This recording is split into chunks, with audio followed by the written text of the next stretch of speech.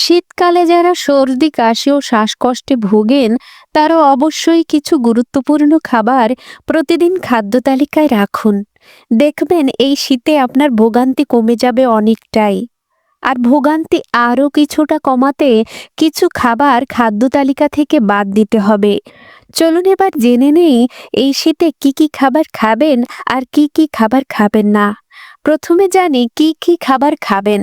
সেগুলো হলো গোলমরিচ, কালো জিরা, সরিষা, মধু, কাঁচা হলুদ, আদা, মশলা চা, তুলসী পাতা, যষ্টি মধু ও আমলকি। চলুন এবার জানি কি কি খাবার খাবেন না এই শীতে। পাকা কলা, সাদা চিনি, ঘি ছাড়া সমস্ত দুগ্ধজাত খাবার, গম থেকে তৈরি হয় সমস্ত খাবার, আইসক্রিম ও ঠান্ডা জল সহ সব ধরনের ঠান্ডা খাবার এই শীতে এড়িয়ে চলুন। দেখবেন এই শীতে আপনি সুস্থ সুন্দর থাকতে পারবেন। তো আমার এই ভিডিওটা যদি ভালো লাগে তবে লাইক, কমেন্ট, শেয়ার করুন এবং ফলো, সাবস্ক্রাইব করে পাশে থাকুন। ধন্যবাদ।